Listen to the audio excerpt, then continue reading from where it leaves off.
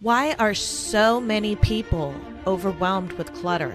Disorganization is causing shame, suffering, friendships, time, money. People just like you wondering where and how to create an organized lifestyle. This podcast offers expert tips and solutions for your clutter obstacles. My name is Rachel Seavey, and this is the Organized Podcast. Hey, collectors. Welcome to the Organized Podcast. I'm your host, Rachel Seavey, and today I have Darla DeMorrow on. She's a professional organizer, and she's got a book and a lot of things to share, which I will be giving the links to at the bottom of the comments. Darla, thank you so much for coming on the show.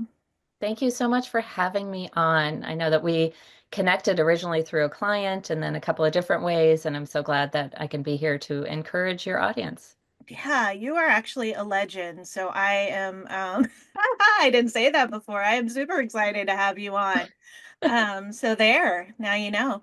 I Uh, did not know that, so thank you. I You just think made you my are. day. Yeah, I mean, I've heard about you for a long time, and I know when I first started out, I don't know, did you have a program where people would come to your house or something? Like they had to come to you?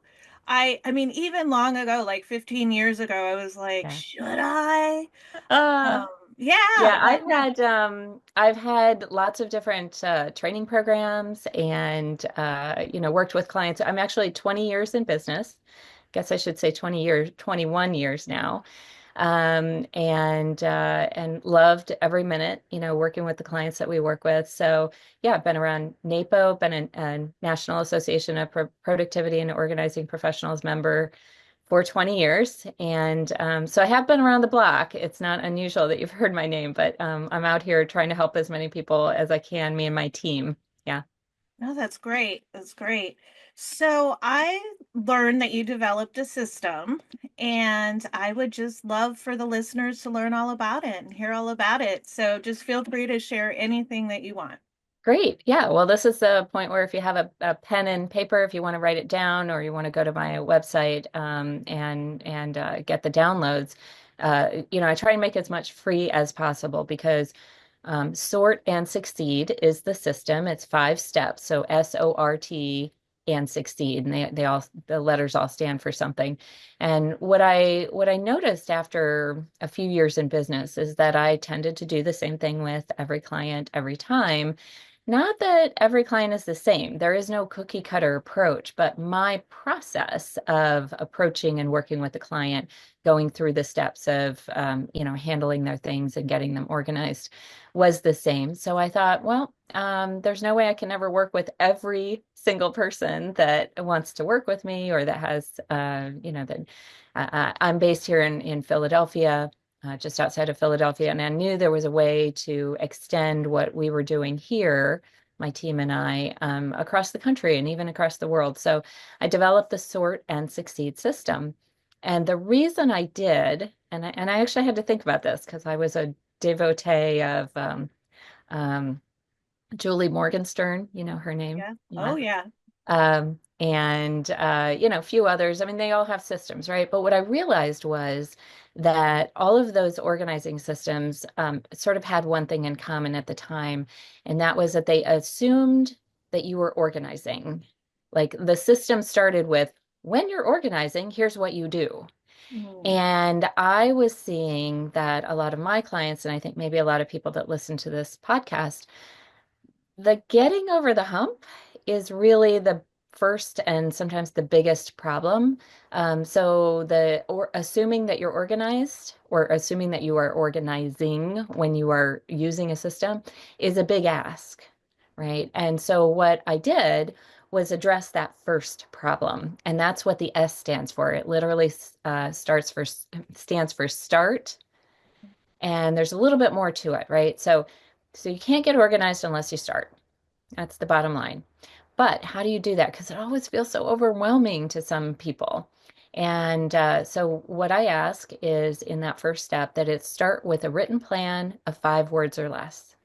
And that helps people break down what they're going to do. So you can't, your plan can't be organize the whole house on Saturday, right? It doesn't work. Even I could not organize my whole house again on one day, right?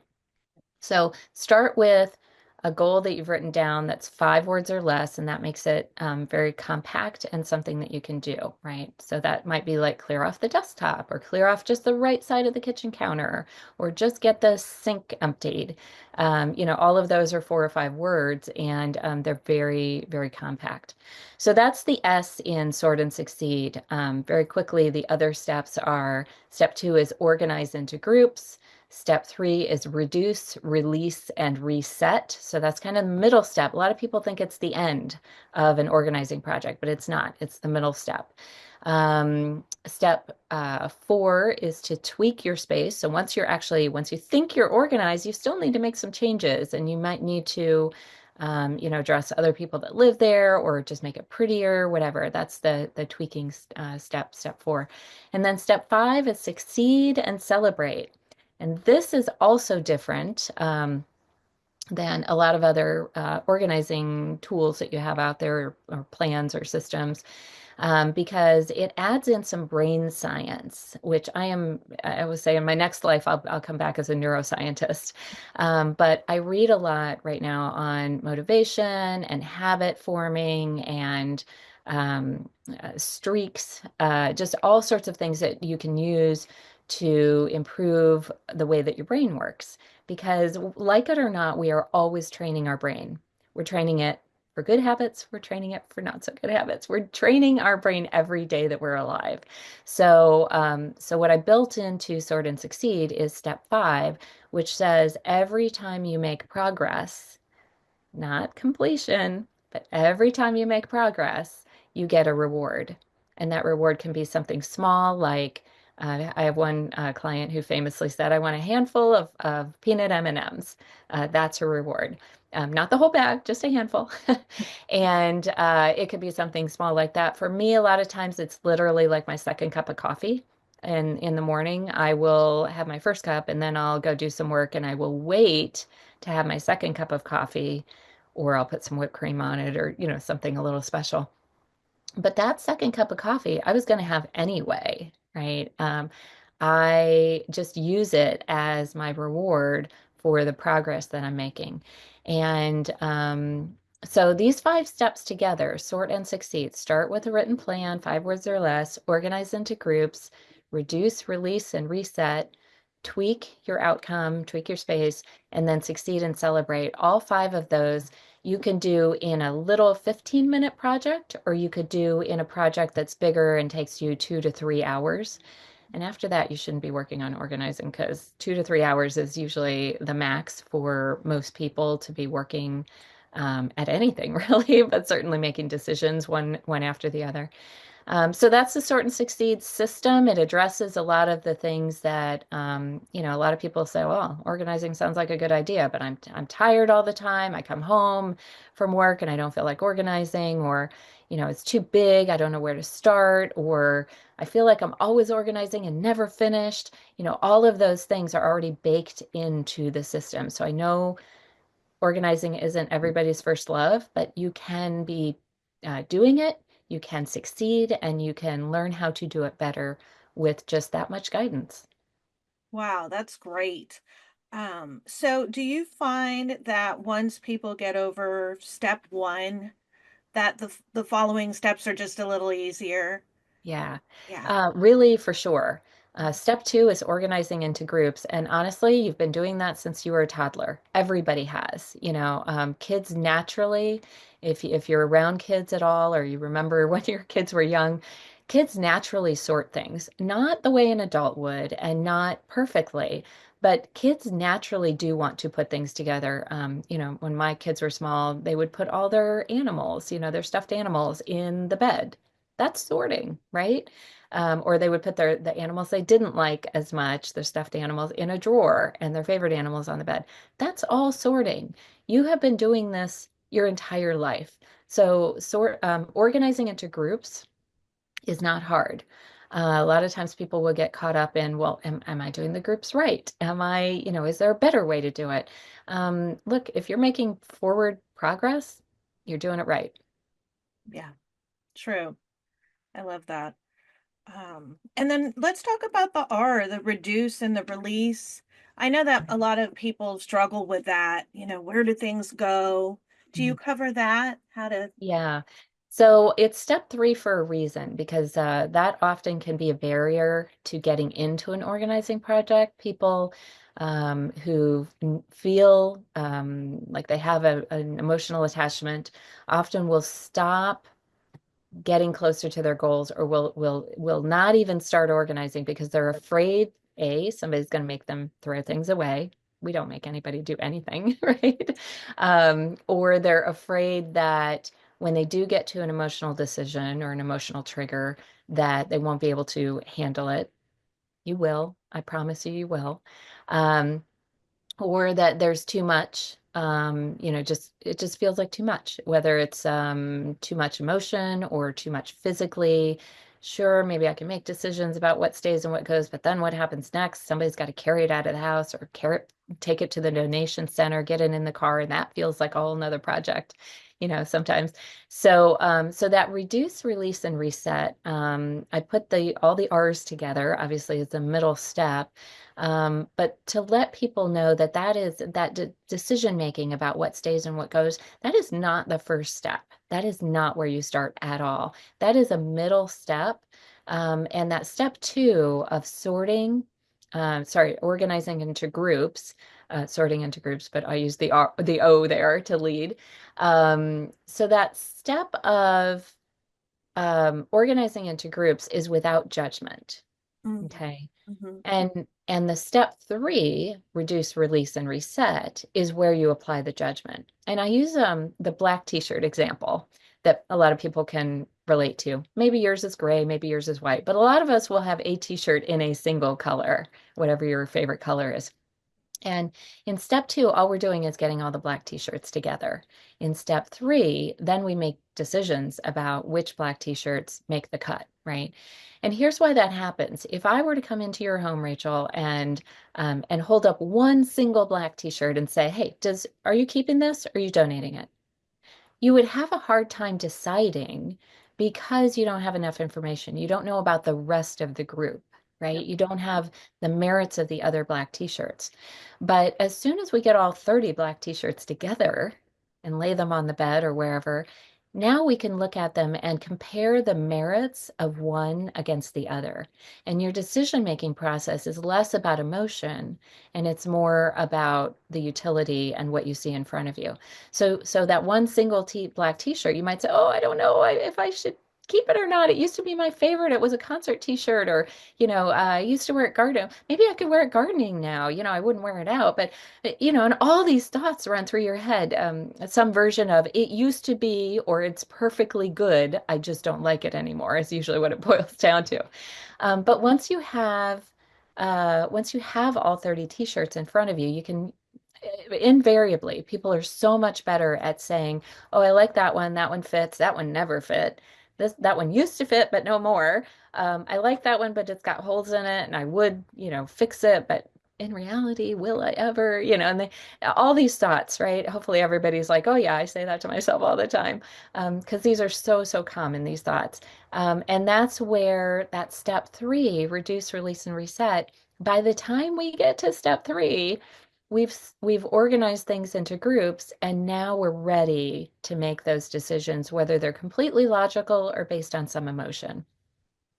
That's absolutely how we sort here too. And you were able to articulate it so well. I'm really enjoying this. This is so fun because that's definitely the best way to make a decision on a black t-shirt. And that's across the board what we do here. So that's great. And knowing that the decision making isn't the first step, it's kind of like a relief. Yeah. It's like, okay, I don't have to immediately like get rid of my favorite. And then people always think that they have to get rid of their favorite thing. It's like, no, let's cull. Let's see who's all the same. And, exactly like you said, maybe one fits and maybe one used to fit. Yeah. But it's definitely not the first step. And I think that's something I haven't shared. And that's going to be a huge relief when people hear that because it's Yeah. like, oh, good. Um, I also like the next one is tweak because, like you said, people go, okay, I'm done. I hear that all the time. Like, okay, well, I got rid of stuff, Right. so maybe you can talk about that a little bit more. Yeah, tweaking is a fun step for me because if we get there, and we don't always get there on every job, that's usually where we make things pretty. Right. So again, a lot of times people will go into an organizing project saying, see this magazine page? This is what I want my house to look like. And, it has people don't realize what it takes to get there. There's product involved, so there's an added expense when 90% of our clients have 90% of what they need on board already, if not 100%. So most people, and especially if if you have an what we call over shopping issue, compulsive shopping, or if you've inherited things from other family members, you're probably you're in a wash in too much stuff to begin with. So we're not going out and starting an organizing project by buying stuff. That is not step one, it's step four, and sometimes not even then. But what I love to do, and my favorite jobs really, is to use what's on hand already. Whether that is whether those are family items that you haven't been able to figure out how to incorporate in your life. I want to take things out of boxes, out of storage, and bring them into your life. So, if you have old linens, or my grandmother used to crochet doilies. Um, Doilies really aren't my thing, but I've turned some of them into artwork and they're up on the wall now. And so both my grandmothers actually, there's still a part of them in my home, even though my home doesn't look like my grandmother's home, right? It looks more like me. So, taking those things that you already own and showcasing them, love to do that. If there is a point where we get to needing to improve the function by buying new things, then we do that after we've already kind of downsized the items that you're keeping, so that we know how many bins to buy, how big the closet should, how many racks the closet should have, how many closets we need to re-outfit as opposed to, keeping them in the current format. All of those things need to be addressed after we figure out what we have. Absolutely. And I am definitely, and I'm very vocal about it, not the type of organizer that's, home edit, Pinterest. Yeah, It's rare I ever get to that spot. yeah. And it's usually not me doing it anyway because I don't really enjoy that. But everybody's got containers of some sort, baskets. People love baskets. Like, I love repurposing what people have on hand because people do suffer from shopping addictions and things, and I don't want to guide them to, Container Store or Target and make them buy all this kind of stuff. Never, ever, ever step one. Right. But I think a lot of the television shows or just misconception that, you buy all these containers and then you organize, is totally wrong. And, like you said, once things are pared down, you know exactly what you're keeping or not, then maybe you do. But I personally don't want to have that much stuff where I have to contain and label so many items, beauty products and all that. I'd rather focus. 1000%. 1000% agree with you. In fact, if people notice my background, it's a virtual background, but it's my actual office. It's just got better lighting on the shot that I put up here. So if you were to walk into my office today, it looks like this. But these are very simple things. This might be something that a lot of your clients and mine, Rachel, might have gone and bought some of these, simple craft boxes, these white boxes right here. They're just simple craft boxes. But people will buy them and then not know what to do with them. And the white, sorry, over here, wait, over here, the white binders, like those all came off Free Cycle. Back when we had Free Cycle, but I put the word out and I said, hey, I'm looking for about, 30 white binders to re-outfit my office. And I got them. Somebody was like, hey, come pick them up. So the things that you already have, you've probably purchased because they called to you. They, you like the colors, you like the style or whatever. But you get them home and you don't necessarily know how to put them all together. And that's actually a skill that I have because I'm the other side of my business is designer. And we love to kind of tease out what makes you happy and put that front and center in your home. Yeah, no, that's great. And it's a fun, I mean, don't get me wrong, it's a fun thing to do, but it's great to have your steps in order like this and to tell people, this is the order that it should go in. And it's what makes the most sense, because so many times I'm left, it's the last day of the job, we've used all the containers they've already had, and there's, a third of a garage still full of containers that they end up donating. And Yeah. then I say, well, I'll take them, I'll repurpose them for clients that don't have them, etc. But it's, most people have what they need and maybe even more than my listeners might have more than they need. And so refrain from buying the containers until you've actually done all the sorting and culling or organizing, as as you call it. Um, what kind of things outside of your Sort and Succeed book do you offer? I notice that you have like classes, you do coaching. I know you're working with someone I know. Yeah. You've got so much to offer. Tell me more about you. Yeah, so Heartwork Organizing is the company. Like I said, we're 20 years in business. I keep saying it because I'm pretty proud of it. But I have employees that work for me who are all professional organizers. We're all part-time. I built my business around, being available for my family and being able to put time into my employees and develop them as just really amazing people who also go into homes and we do virtual organizing as well.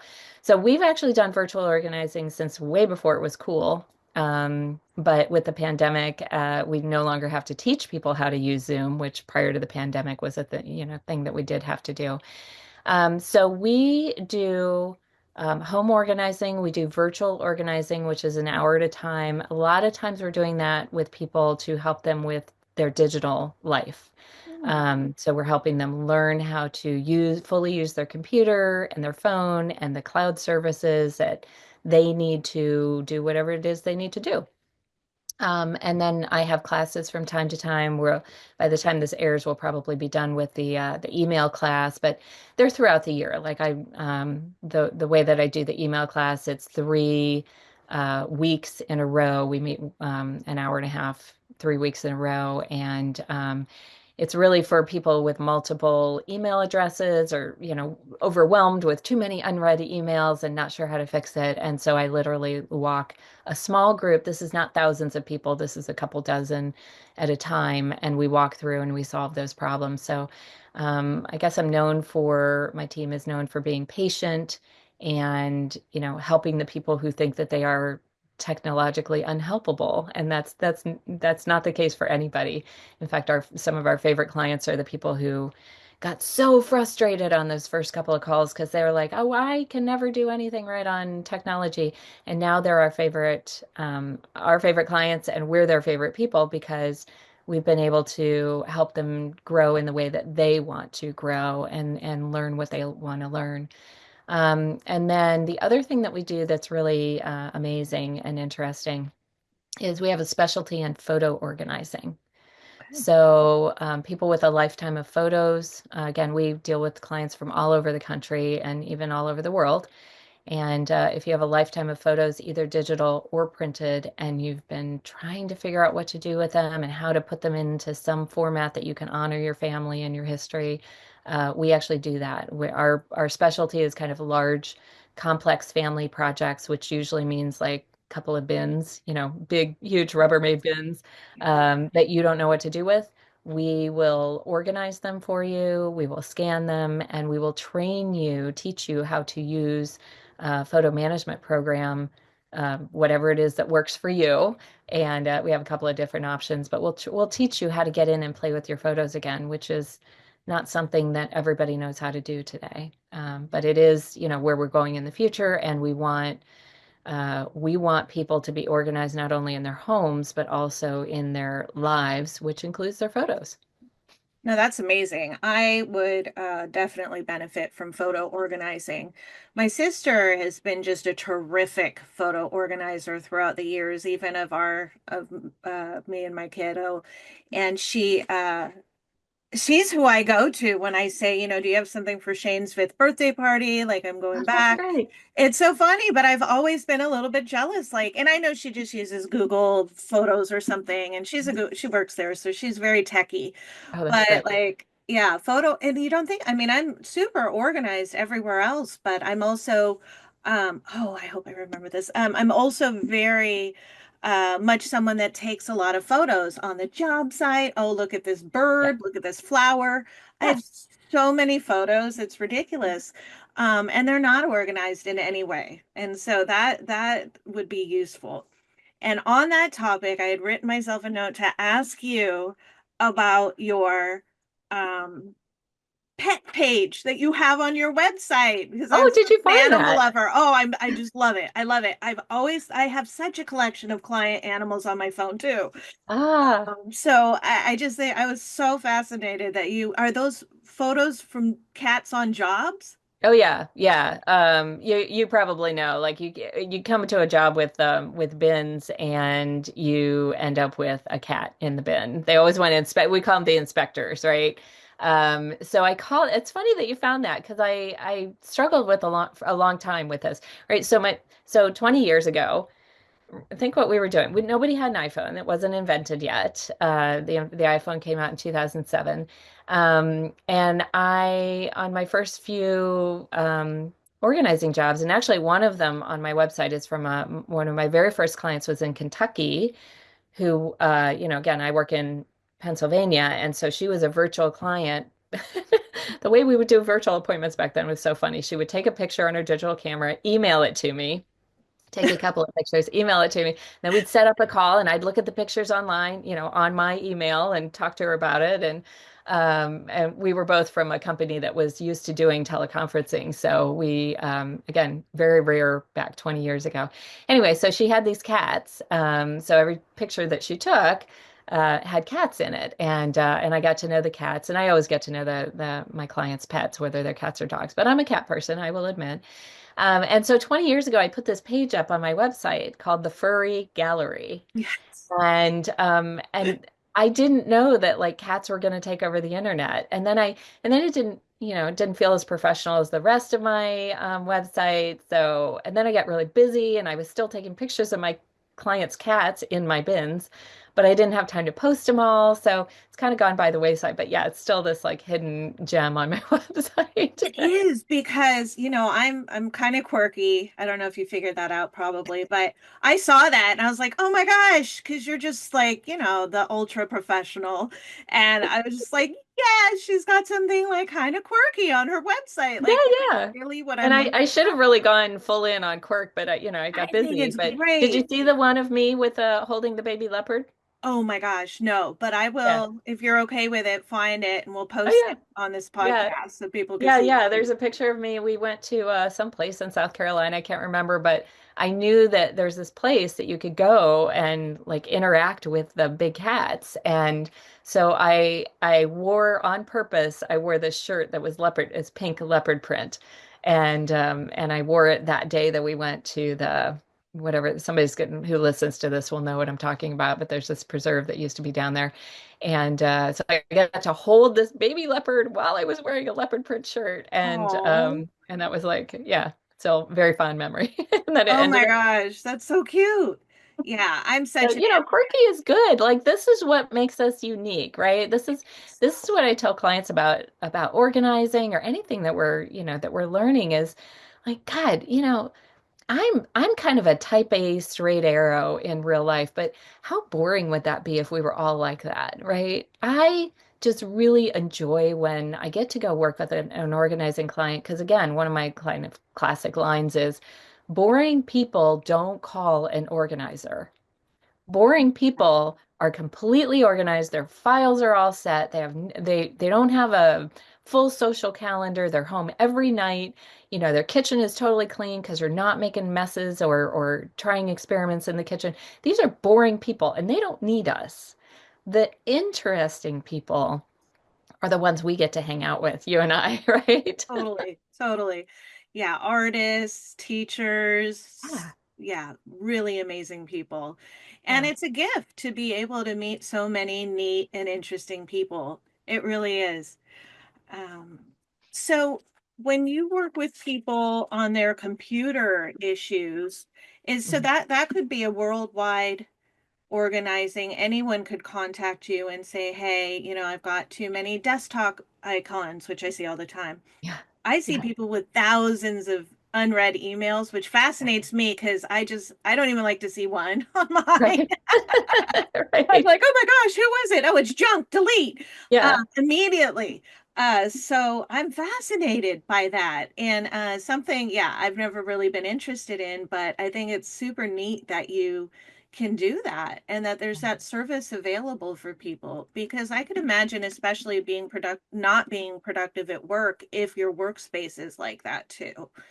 Well, and it's not even just at work. It's, people who are not techie often kind of, paint themselves into a corner. We're going through this right now with somebody in my family, an older family member who she's, losing her independence kind of slowly, but she's also not willing to do the things to keep her independence. Um, so like she needs to get places, but she can't drive anymore. Well, we could solve that problem with Uber, but she's not willing to, for whatever reason, she's not willing to go there. And part of it's because she's not feeling comfortable on, the technology, just a smartphone. She doesn't even have a computer. So when I get somebody who's contacting us saying, please don't yell at me, but I don't know how to do XYZ, I'm like, great. Like I literally start when we start working with virtual clients, every time I say to them, I work with 90-year-old, little old ladies who don't know how to even turn their computer on. So when I work with you, I'm going to start and assume you know nothing because that may be the case. And that is fine. And everything you learn is good. You can ask me a million questions. You can ask me the same question 15 times because it takes time to learn how to get the computer to help you because that's what it's supposed to do. Computers are supposed to work for you, not the other way around, right? So when we work with people, and I have a client right now in Australia, we've got clients all over. We have a client in Portugal, people who move overseas after they start working with us, just we can work with you no matter where you are. But the thing that gets me excited is when somebody comes to me and they're like, I need to organize this information and if I can solve this problem, I will be more successful. So I've got somebody right now who's going through a really ugly divorce Hmm. and her computer skills are uh, not so great, right? She had been an accountant. She was really good, but then she's been out of the workforce for a while, so her skills aren't solid. But in going through and coaching her over a number of months, her confidence is coming back, and she's now able to go through this divorce, which is really ugly, Hmm. and advocate for what she needs. So she's going to have a better outcome in the end because her computer skills are better. Like those two things you wouldn't think are related, but they actually are. And it's everything that we can do to increase somebody's confidence and help them learn. Because here's the thing, there's we're not using less technology. There's not going to be a time, a year or 5 or 10 years from now, where there's going to be less technology in your life. It's going to be more and more and more technology. So if you're having, trouble now, let's get you comfortable where at whatever level you want to be comfortable with, and let's teach you how to learn. That is the thing that we teach, really. I mean, we teach you how to do X, Y, and Z, but really, if we teach you how to learn, it's like not giving you the fish, it's teaching you how to fish, right? Hmm. Yeah, I didn't even know that was something that was available. So that's great. And listeners can find all of this information on your website. Yeah, yeah, absolutely. We have it broken down so you can just pop right on the page for organizing or decorating or photo organizing. Organizing also has the virtual organizing. Um, the books that I mentioned, I don't know if can I flash this? Please, yes, This yes. is the Sort and Succeed, I love that. which you can Yeah. get on Amazon, or hopefully you Mhm. have a local bookstore. I'm a big fan of local bookstores. They can always order an individual copy. That's the first one in the series. And then there's a kitchen organizing book also called Sort and Succeed. And then the most recent one is the Upbeat Organized Home Office, also based on the Sort and Succeed system that we talked about today. So definitely you can buy the book if that's good for you. You can also request it through your local library. And it makes me happy when people are, borrowing books that they don't feel like they have to hang on to forever or throw away. And all of the things that we talked about today, Rachel, if a book is not in your budget, I get it. You could get the Sword and Succeed download right off my website. That's free.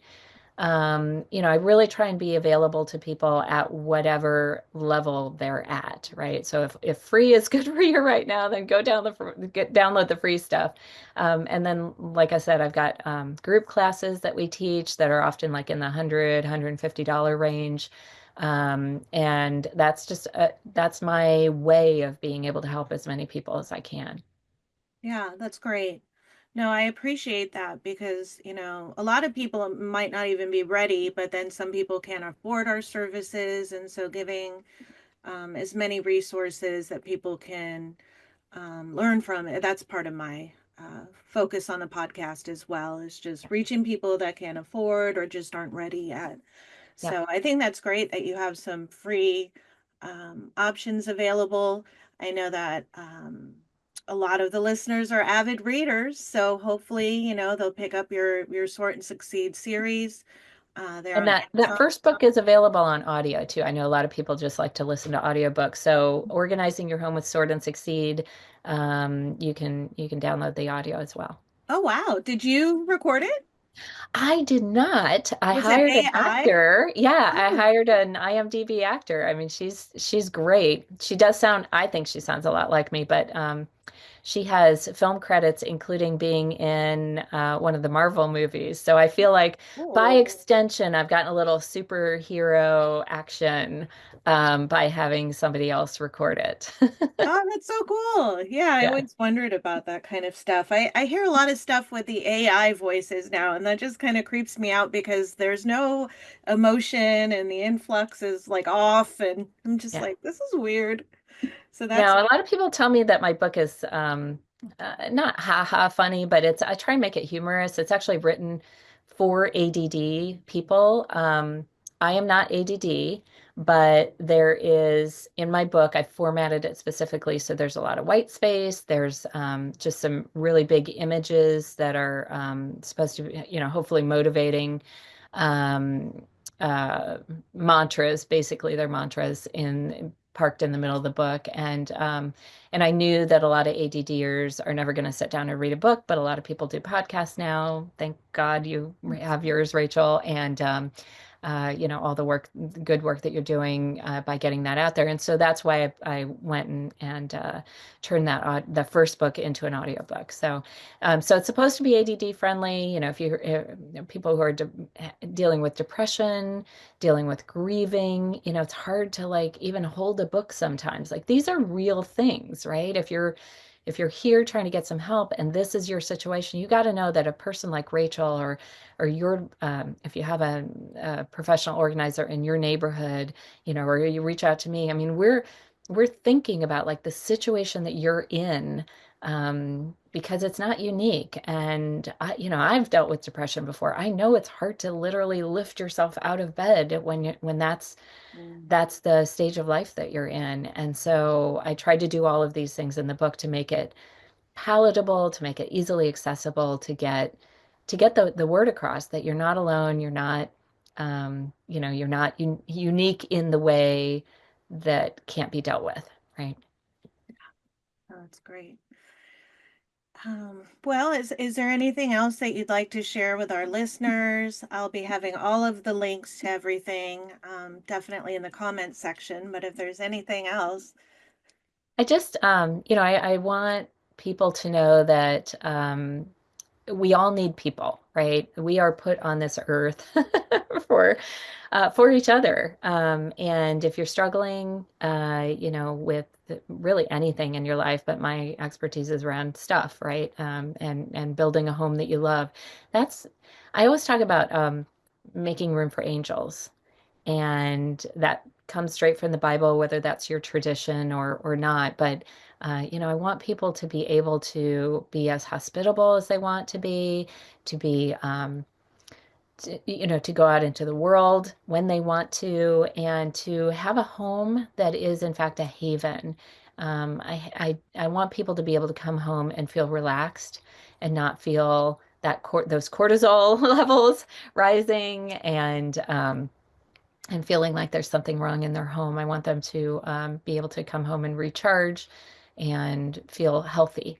And so if you didn't know what a professional organizer was about, if you thought we were just about throwing stuff out, you haven't got the full picture yet, because we really are wanting people to live their best life and, get help, have a system. If you're going to do it alone, learn a system and kind of apply that system over and over again.